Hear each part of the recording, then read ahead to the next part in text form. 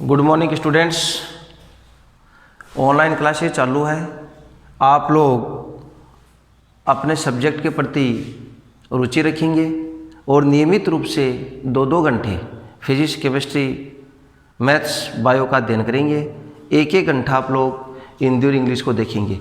ये कंटिन्यूटी आप लोग लंबे समय तक रखोगे तो आपका टारगेट पूरा हो जाएगा, क्योंकि क्लासरूम जो कक्षाएं हैं उसमें थोड़ा समय लगेगा।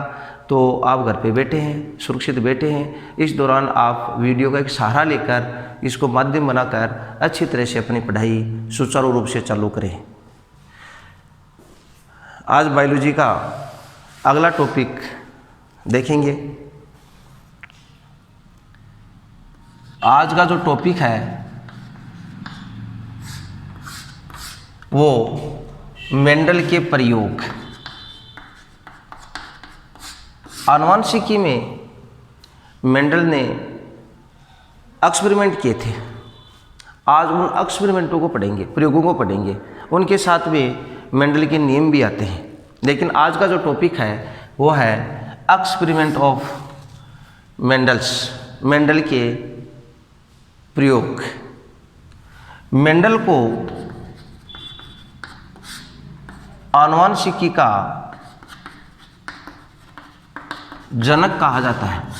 मेंडल को आनुवंशिकी का जनक कहा जाता है। ये तो सामान्य बात है, आप लोग सभी जानते हैं। जेनेटिक्स आपने खूब पढ़ी है। तो आनुवंशिकी का पिता किसको कहते हैं? मेंडल को कहते हैं। उसका पूरा नाम था ग्रेगर जोहान मेंडल। बस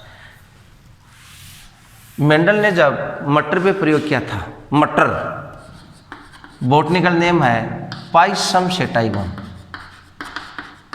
पाइसम सेटाइवम ध्यान रखना, मेंडल का बॉटनिकल नेम या वैज्ञानिक नेम पाइसम सेटाइवम।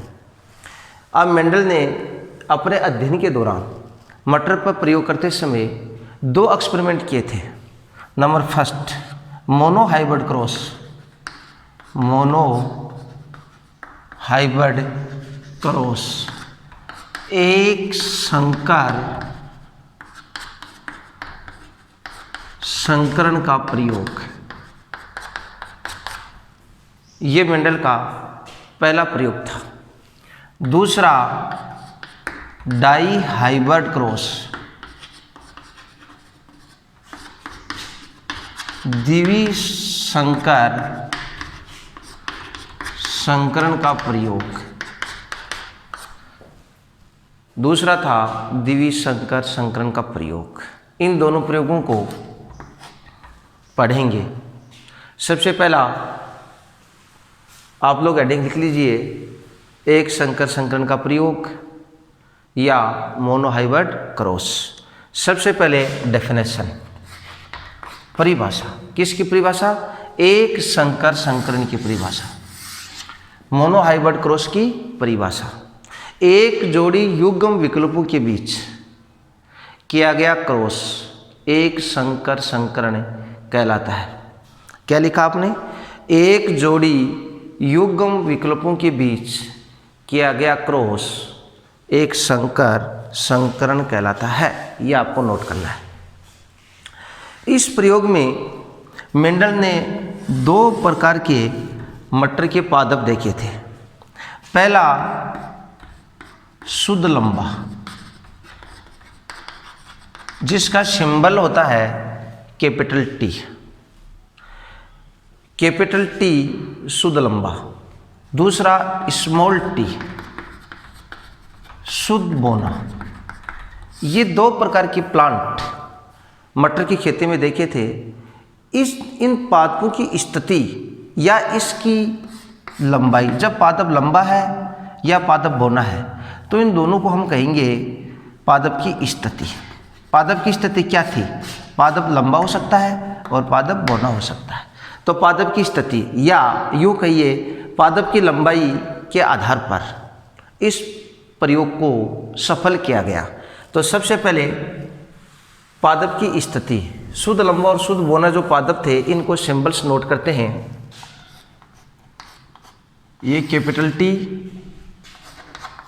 ये स्मॉल टी, इसको कहेंगे शुद्ध लंबा पादप, ये है शुद्ध बोना पादप।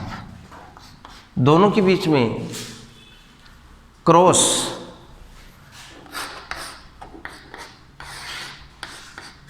ये सिंबल शुद्ध लंबे पादपों को अलग अलग किया। ये शुद्ध बोना पादप, ये जनक है, पेरेंट्स, ये जनक पेरेंट्स, इनको युग्मक या गेमेट्स कहते हैं। इनको युग्मक या गेमेट्स कहते हैं। इनके बीच में क्रॉस करवाया। क्रॉस को ध्यानपूर्वक देखिए। जब कैपिटल पादप थे उसके युग्मक और जो स्मॉल पादप थे इनके युग्मक, दोनों के बीच में क्रॉस करवाया गया तो अपने पास प्रथम पीढ़ी प्राप्त होती है जिसमें सभी पादप समान प्राप्त होते हैं। ये पादप सभी समान हैं, इनको कहेंगे हम F1 पीढ़ी। क्या कहेंगे? F1 पीढ़ी। अब अपने पास तीन स्थिति आ गई है, कैपिटल टी, स्मॉल टी, और तीसरी स्थिति आई है कि एक कैपिटल टी है और साथ में स्मॉल टी है। इसको हम शुद्ध लंबा, इसको शुद्ध बोना और इसको अशुद्ध लंबा या संकर कहते हैं। कौन सा पादप है ये? अशुद्ध लंबा या संकर पादप। जो F1 पीढ़ी के सभी पादप एक समान थे, ठीक है ना। और ये पीढ़ी कौन सी है? F1 पीढ़ी। अब मेंडल क्या करता है कि F1 पीढ़ी की जो प्लांट है उनके अंदर स्वपरागण करवाता है। इधर से एक संकर पादप लिया, इधर से एक संकर पादप लिया, दोनों के बीच में सेल्फ पोलिनेशन, स्वपरागण करवाता है। क्या करवाता है? स्वपरागण, सेल्फ पोलिनेशन करवाता है दोनों के बीच में, तो F2 पीढ़ी प्राप्त होती है।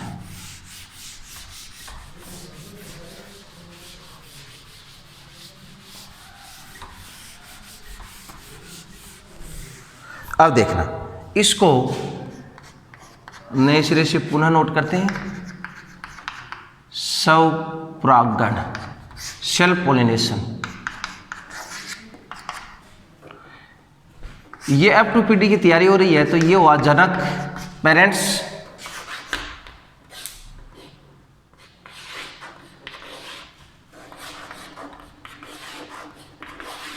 ये युग्मक,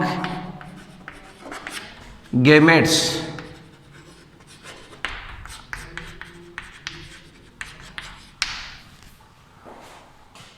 F1 पीढ़ी के पादपों के बीच में क्रॉस करवाया।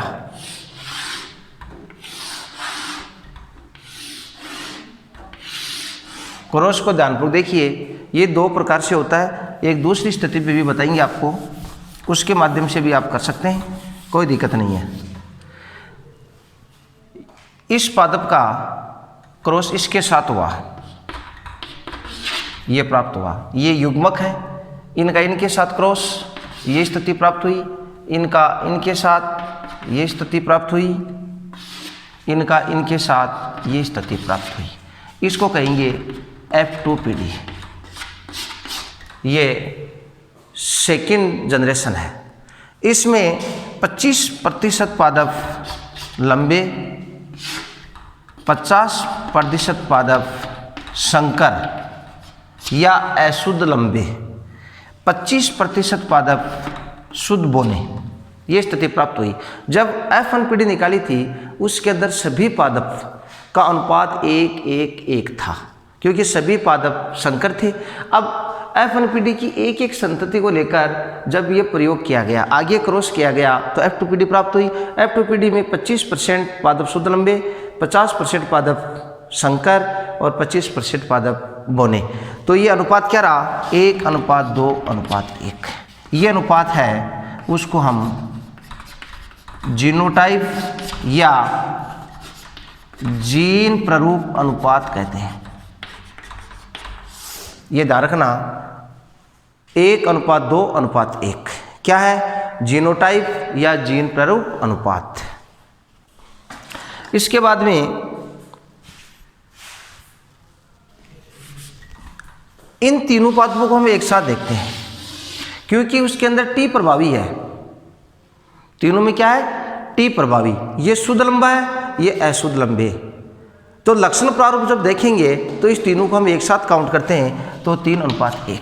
ये 3 एक साथ हो गई, ये अकेला अकेले साथ हुआ, क्योंकि उसके अंदर जो जीन प्रारूप है वो अलग टाइप का है। इसमें टी प्रभावी है तीनों के अंदर, तो प्रभावी है तो उसको एक साथ काउंट किया तो 3 आ गए। इसमें टी प्रभावी नहीं है, अप्रभावी है टी, इसलिए उसको एक काउंट किया। तो ये जो अनुपात होता है 3 अनुपात, ये फिनोटाइप अनुपात है। फिनोटाइप अनुपात या लक्षण प्ररूप अनुपात, ये आप नोट करना है। तो एक संकर्षण प्रयोग का गणितीय रूप देखा, जिसके अंदर FNPD प्राप्त की, उसके बाद F2PD प्राप्त की, और उसमें 2 प्रकार का अनुपात देखा। मेंडल ने इस प्रयोग के आधार पर 2 नियम प्रस्तुत किए। ग्रेगर जॉन मेंडल ने जब मोनोहाइब्रिड क्रॉस किया था, एक संकर संकरण प्रयोग किया था, इस प्रयोग का आधार पादप की लंबाई थी, मतलब स्थिति, पादप लंबा या बोना। तो मोनोहाइब्रिड क्रॉस एक संकरण प्रयोग का आधार क्या था? पादप की लंबाई थी। पादप लंबा हो सकता है, पादप बोना हो सकता है, तो हम यूँ कह सकते हैं पादप की स्थिति थी। ठीक है, तो इस पॉइंट को ध्यान रखना कि प्रयोग का आधार क्या था? पादप की स्थिति, लंबा या बोना पादप। इस प्रयोग के आधार पर 3 नियम प्रस्तुत किए गए, लेकिन इस प्रयोग के आधार पर 2 नियम थे। पहला प्रभाविता का नियम, और सेकंड पृथक्करण का नियम। इस पृथक्करण के नियम को विसंयोजन का नियम भी कहते हैं, या युग्मकों की शुद्धता का नियम भी इसको कहते हैं। ठीक है ना। एक संकर्षण प्रयोग के आधार पर मेंडल ने 2 नियम दिए, प्रभाविता का नियम, दूसरा पृथक्करण या विसंयोजकता या युग्मकों की शुद्धता का नियम। तो जो नियम है, एक डाइहाइब्रिड क्रॉस के आधार पर आएगा, सतरोपियोन का नियम। इन चारों नियमों की स्टडी हम एक साथ करेंगे अलग टॉपिक के अंदर। तो अभी हमने देखा एक संकर संकरण का प्रयोग। इसके बाद में दूसरा नियम, एक्सपेरिमेंट सेकंड, वो था डाइहाइब्रिड क्रॉस, द्विसंकर संकरण का प्रयोग। मेंडल ने दूसरा एक्सपेरिमेंट किया था, उसको डाइहाइब्रिड क्रॉस कहते हैं। तो द्विसंकर संकरण प्रयोग की परिभाषा सबसे पहले लिखी जाएगी। तो डेफिनेशन क्या लिखेंगे? 2 जोड़ी युग्मकों के बीच, 2 जोड़ी युग्मकों के बीच किया गया क्रॉस द्विसंकर संकरण कहलाता है। 2 जोड़ी युग्मकों के बीच किया गया क्रॉस द्विसंकर संकरण कहलाता है। यह डेफिनेशन है। इसके बाद में डाइहाइब्रिड क्रॉस का आधार क्या था? मटर के अंदर ऐसे कौन से सिम्टम्स थे जिनके आधार पर मेंडल ने इस प्रयोग में सफलता प्राप्त की? इस प्रयोग का आधार पादप के बीज थे। मटर जो पादप था उसका बीज था। बीजों के आधार पर इस प्रयोग को सफलता मिली। बीज में एक तो रंग और सेकंड आकार। रंग और आकार के आधार पर इस प्रयोग को किया गया। रंग 2 प्रकार से, हरा, पहले प्रभावी लिखेंगे, पीला या हरा। पीला का सिंबल कैपिटल वाई और इसका स्मॉल वाई। दूसरा था आकार, बीज था गोल या झुर्रीदार, गोल RR राउंड कैपिटल और इसमें स्मॉल आर, ये सिंबल थे। ध्यान दीजिए, डाई हाइब्रिड क्रॉस का आधार क्या था? मटर के पादप के बीज, इस आधार पर इस प्रयोग को किया गया था। तो बीज का रंग और आकार दो स्थिति थी। तो रंग कैसा था? पीला या हरा। पीला रंग प्रभावी होता है, हरा रंग अप्रभावी होता है। पीले का सिंबल कैपिटल वाई और हरे का सिंबल स्मॉल वाई। आकार क्या था? गोल और झुर्रीदार। गोल प्रभावी था, झुर्रीदार अप्रभावी था। गोल का सिंबल कैपिटल आर और झुर्रीदार का सिंबल स्मॉल आर, ये लिया था। तो ये 2 पॉइंट हो गए, एक परिभाषा हो गई और दूसरा उस प्रयोग का आधार हो गया। अब हम प्रयोग का गणितीय रूप देखते हैं।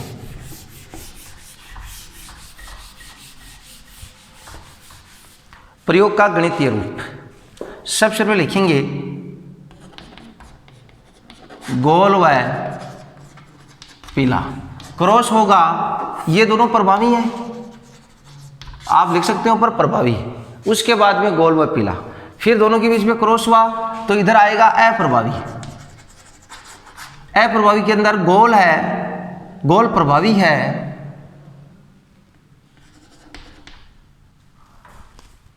गोल व गोल का झुर्रीदार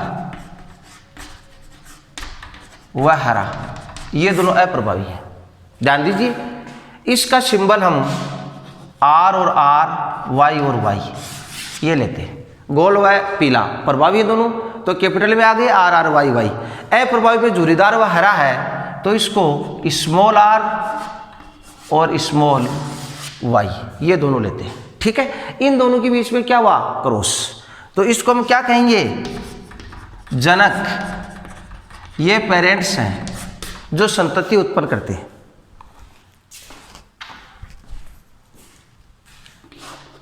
इधर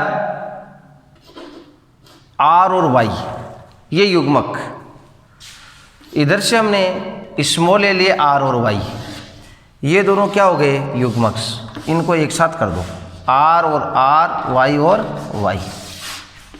ये इसकी फर्स्ट जनरेशन हो गई। क्या हुआ? First generation. अब इस जनरेशन का हम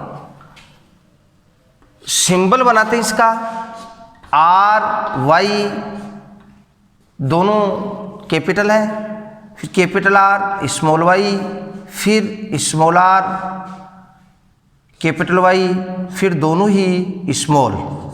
ये 4 प्रकार के सिंबल हो गए इसके, इसको ध्यान में रखना है। कितने सिंबल हो गए? 4 प्रकार के। पहला सिंबल है, उसको हिंदी में लिख देना है गोल व पीला। सेकंड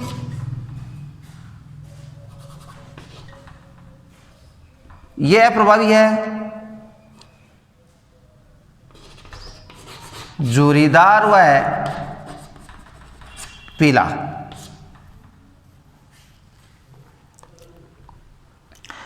पहले दोनों कैपिटल हो गए, दूसरे में एक स्मॉल एक कैपिटल, तीसरे के अंदर एक कैपिटल और दूसरा स्मॉल, तो ये हो गया गोल व हरा। और चौथा है वो दोनों ही स्मॉल है, तो इसको झुर्रीदार व हरा कहेंगे। अब इसको एक बार ध्यानपूर्वक देख लेना कि कहीं एरर ना आ जाए। ये आपके पास गोल व पीला, झुर्रीदार व हरा, इनके सिंबल्स को लेकर, इसके युग्मों को लेकर हमने F1PD प्राप्त की। इसके हमने 4 प्रकार के सिंबलों में डिवाइडेशन किया। तो सबसे पहले small R, sorry capital R और कैपिटल वाई, तो इसको क्या कहेंगे? गोल व पीला। सेकंड है स्मॉल आर कैपिटल वाई, इसको झुर्रीदार व पीला कहेंगे। तीसरा है कैपिटल आर स्मॉल वाई, इसको गोल व हरा कहेंगे। और फोर्थ है दोनों ही स्मॉल है, दोनों ही अप्रभावी हैं, तो इसको झुर्रीदार व हरा कहेंगे। इनको अच्छी तरह से ध्यान रखना। इसके आधार पर हम चेकर बोर्ड बनाएंगे। क्या बनाएंगे? Checker board. अपनी कॉपी के अंदर बार बार चेकर बोर्ड को बनाना और अच्छी तरह से इसको समझना।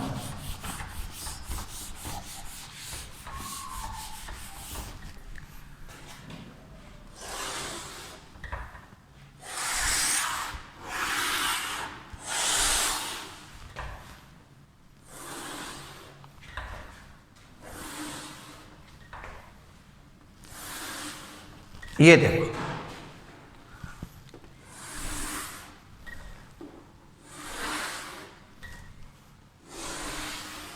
इसके अंदर 16 बॉक्स बनेंगे। 1 2 3 4, 1 2 3 और 4, 4 गुणा 4 बराबर 16। अब यहाँ पर हमने जो सिंबल लिखे थे उन सिंबल को लिखना है। आर वाई दोनों ही कैपिटल है। आर वाई, आर कैपिटल है, वाई स्मॉल है। आर वाई, आर स्मॉल है, वाई कैपिटल है, और दोनों ही आर और वाई दोनों ही स्मॉल है।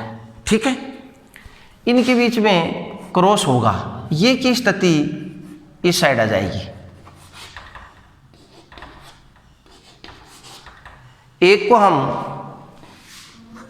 नर का संकेत करते हैं तो दूसरे को मादा का संकेत करते हैं। नर और मादा दोनों के बीच में क्रॉस हुआ, प्लांट्स की बात है। अब इसके अंदर ये जो सिंबल है इसे इसके साथ में क्रॉस करेंगे तो आर आर वाई और वाई क्या प्राप्त हुआ? जो स्थिति है वो कैपिटल है। इसका इसके साथ में क्रॉस करेंगे, इसका इसके साथ में क्रॉस होगा, इसका इसके साथ में क्रॉस होगा। ये पहली लाइन कंप्लीट। सेकंड का चारों के साथ में क्रॉस करके लिखना है आर आर वाई और वाई। जहां पर कैपिटल वहां पर कैपिटल नोट करना है, जहां पर स्मॉल आ रहा है वहां पर स्मॉल नोट करना है। आर आर वाई और वाई, आर आर वाई और वाई, आर आर वाई और वाई। ये सेकंड कंप्लीट। थर्ड स्थिति के अंदर फिर चारों से क्रॉस करना है। जो स्थिति आ रही है वैसे की वैसी नोट करनी है।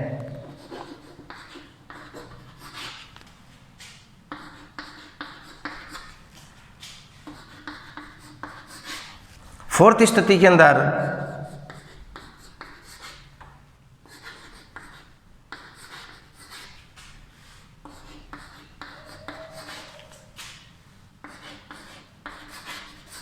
ये स्थिति, इसको हम F2PD कहते हैं। कौन सी पीडी कहते हैं? F2PD। तो ये चेकरबोर्ड है डाइवर्ट क्रॉस का। अब ये चेकरबोर्ड के अंदर हमने दो बातें सीखनी है। अब हम यहाँ पर जो रेशियो मोनो हाइब्रिड क्रॉस में देखा था उसी प्रकार का रेशियो इसके अंदर भी आएगा। पहले 9 3 3 1 ये रेशियो है फिनोटाइप अर्थात लक्षण प्रारूप अनुपात। इसके अंदर 16 प्रकार की बॉक्स हैं और इस रेशियो का अनुपात भी कितना है? 9 3 12, 12 3 15, 1 16 है। टोटल ये कितना हो रहा है? 16 है। तो 16 प्रकार की प्लांट्स इसके अंदर है। 16 प्रकार के जो बीजों का आधार था, रंग था, आकार था, उसके आधार पर 16 स्थिति हम यहाँ पर नोट करेंगे। तो पहले नो में समानता देखना। समानता देखने के लिए हमने दो चीज़ों का ध्यान करना है, एक कैपिटल आर और दूसरा कैपिटल वाई। इसको हम प्रभावी मानेंगे। कैपिटल आर और कैपिटल वाई ये प्रभावी है और स्मॉल आर और स्मॉल वाई ये अप्रभावी है। तो हम प्रभावी को आधार मानते हुए 9 प्रकार के सिमिलर बॉक्सों को अलग अलग देखेंगे। अब देखना, इसमें capital R capital Y number 1, इसमें capital R capital Y number 2, इन दोनों में कैपिटल है 3 नंबर, इसमें आर वाई दोनों कैपिटल है 4 नंबर, इसमें आर वाई कैपिटल है 5 नंबर, इसमें नहीं है, इसमें आर वाई कैपिटल है 6 नंबर, इसमें नहीं है, इसमें आर वाई कैपिटल है 7 नंबर, इसमें आर वाई कैपिटल है 8 नंबर, इसमें नहीं है, इसमें नहीं है, इसमें आर वाई कैपिटल है 9 नंबर, इसमें नहीं है, इसके अंदर भी नहीं है, इसमें भी नहीं है। तो आपके पास नो जो स्थिति है वो सिमिलर है, समान है, ठीक है ना। तो इसको हम संकेत कर दिया कि नो स्थिति एक समान प्राप्त हो गई, जिसको हम किस नाम से जानेंगे, गोल व पीला। जो बीज प्राप्त होंगे उनकी स्थिति कैसी रहेगी, बीज गोल रहेंगे और रंग कैसा होगा, पीला, और दोनों ही क्या है, प्रभावी। तो अपने पास जो नो था वो यहाँ पर करेक्ट पाया गया। इसके बाद में आता है 3। इस 3 को देखना, 3 स्थिति यहाँ पर एक समान मिलेगी, उनको हम एक समान नोट कर देंगे। तो इधर वाला बॉक्स पूरा कंप्लीट था, इसमें ये जगह खाली थी। अभी मैंने एक एक नंबर दिए, अब की बार दूसरा चिन्ह देंगे। अब यहाँ पर देखो, ये कैपिटल है, ये स्मॉल है, तो यहाँ पर मैं क्रॉस का संकेत दे रहा हूँ, ये स्थिति प्राप्त हो गई। दूसरी, यहाँ पर 3 स्मॉल है, 1 कैपिटल है, आर आर वाई वाई, ये 2 समान, ये 2 समान, ये 2 समान, तो ये एक ही स्थिति हो गई, एक ही स्थिति हो गई, 2। और तीसरी स्थिति ये हो गई। ये 3 स्थिति समान है, 1, 2 और 3। आप इसको ध्यानपूर्वक अलग अलग इसकी छटनी करेंगे तो आपको स्मॉल और आर, स्मॉल और कैपिटल, हरा और पीला, जूरीदार, इन सब की स्थिति को देखते हुए हमने 3 कॉलम अलग छांटे। अगली 3 स्थिति इसको देखना, इसके अंदर मैं हैज का निशान लगा रहा हूँ। जैसे ये है एक समान है, ये है एक समान है, ये है एक समान है, तो आपके पास तीनों स्थिति क्लियर हो गई। अब बचा लास्ट में 1, ये अप्रभावी था, तो ये इसके अंदर आर और वाई दोनों ही स्मॉल है, दोनों अप्रभावी है, तो ये केवल अकेला ही मिलेगा यहाँ पर, तो आपके पास ये पूर्ण हो गया। तो इस प्रकार से हम डायहेड्रल क्रॉस के अंदर जो अनुपात है उसको हम सीख सकते हैं, उसको हम ध्यानपूर्वक पढ़ सकते हैं। जब भी अनुपात में कहीं दिक्कत होती है तो इस आधार पर हम उसको अच्छी तरह से नोट कर सकते हैं। तो ये फिनोटाइप अनुपात था 9 3 3 1। जो मटर के प्लांट थे उसमें बीज और रंग के आधार पर, रंग और आकार के आधार पर किस प्रकार से इस फिनोटाइप अनुपात को देखा गया। इसके बाद में जीनोटाइप अनुपात, उसको याद करने का सीधा तरीका है 12 24 12 12 1। क्या लिखा आपने, 12 24 12 12 1। ये कौन सा अनुपात है, जीनोटाइप अनुपात, जीनोटाइप अनुपात। अब इसकी हम कैलकुलेशन करते हैं, क्या इस चेकरबोर्ड के अंदर ये सटीक अनुपात आ रहा है या नहीं आ रहा है, इसको हम देखेंगे। जीनोटाइप या जीन प्रारूप अनुपात। सबसे पहले एक एक लाइन हम करते रहेंगे। सबसे पहले 1, इस चेकरबोर्ड के अंदर जो 16 बॉक्स हैं, इन 16 बॉक्सों के अंदर एक ही बॉक्स ऐसा होगा जो किसी से समानता नहीं रखता है, वो अकेला रहेगा। अब यहां पर 16 है, इनका योग भी कितना है, 16। तो पहले में ये 1 नंबर, ऐसा कोई भी बॉक्स नहीं है, ये अपने आप में 1 है, तो यहां 1 को पूर्ण कर रहा है। किसको पूर्ण कर रहा है, 1 को पूर्ण कर रहा है। अब यहां पर आ गया था 2। अब 2 को देखना है, नंबर से चलना आपके पास, इसको मैंने 2 दे दिया। अब इसके अंदर R कैपिटल है, एक Y कैपिटल है, एक Y स्मॉल है। अब ऐसा सिमिलर दूसरा हमें और देखना है। दूसरा कहाँ मिलेगा, दूसरा ये मिलेगा, तो इन दोनों को मिलान कर दो। ये दोनों बॉक्स एक समान हो गए, तो यहाँ पर 2 कंप्लीट। तीसरे के अंदर फिर 2 आ रहे हैं, तो जस्ट इसके आगे चलेंगे, यहाँ पर 3 नंबर देंगे।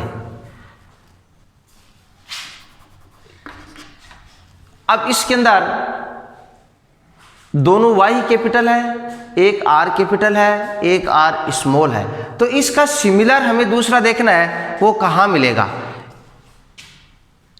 दोनों कैपिटल, ये इसका सिमिलर है, तो यहां पर करके इसको इससे क्रॉस कर दो, मिलान कर दो, ये दोनों बराबर हो गए। इसके बाद में 4 स्थिति एक समान मिलेगी इसके अंदर, तो क्रम से चलना है, तो ये अपने पास ये 4 नंबर, ये 4 स्थिति। अब इसमें चारों एक समान कैसे, कैपिटल स्मॉल, कैपिटल और स्मॉल, ये इसके समान है,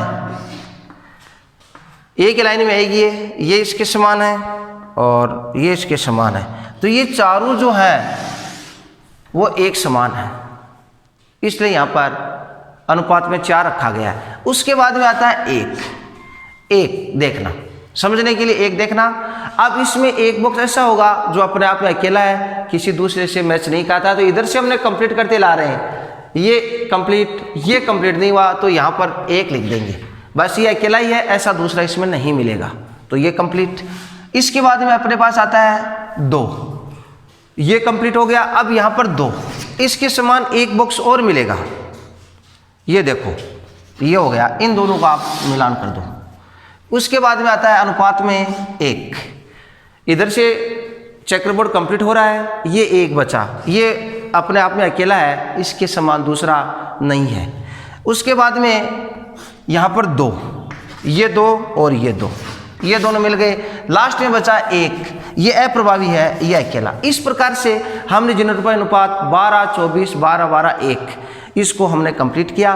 तो डाई-हाइब्रिड क्रॉस के अंदर 2 प्रकार के अनुपात थे, 9, 3, 3, 1, इसको फिनोटाइप अनुपात कहते हैं। दूसरा था 12, 24, 12, 12, 1, इस अनुपात को जीनोटाइप अनुपात कहते हैं। तो लक्षण प्रारूप और जीन प्रारूप, अर्थात जीनोटाइप और फिनोटाइप दोनों प्रकार के जो अनुपात थे उसकी हम कैलकुलेशन की कि किस प्रकार से चेकरबोर्ड के अंदर दोनों को हम समझ सकते हैं, दोनों को पढ़ सकते हैं कि कौन सा बीज गोल है, कौन सा झुर्रीदार है, कौन सा हरा है, कौन सा पीला है, रंग के आधार पर। तो ये चीज़ें हमें देखना है। तो आज के इस लेसन के अंदर हमने मेंडल के 2 एक्सपेरिमेंटों को देखा और दोनों का गणितीय रूप देखा। पहला था मोनोहाइब्रिड क्रॉस और दूसरा था डाई-हाइब्रिड क्रॉस। मेंडल ने डाई-हाइब्रिड क्रॉस के 2 अनुपात दिए और इस प्रयोग के आधार पर उसने एक नियम दिया था, उसका नाम है स्वतंत्र अपव्यूहन का नियम। कौन सा नियम है? स्वतंत्र अपव्यूहन का नियम। तो इस प्रकार से आनुवंशिकी में मेंडल ने मटर के पादर प्रयोग करते हुए 2 तो एक्सपेरिमेंट दिए थे और 3 प्रयोग दिए थे। तो एक्सपेरिमेंट को गणितीय रूप देखा। अब आगे जो नेक्स्ट लेसन आएगा उसके अंदर हम आगे का टॉपिक देखेंगे। धन्यवाद।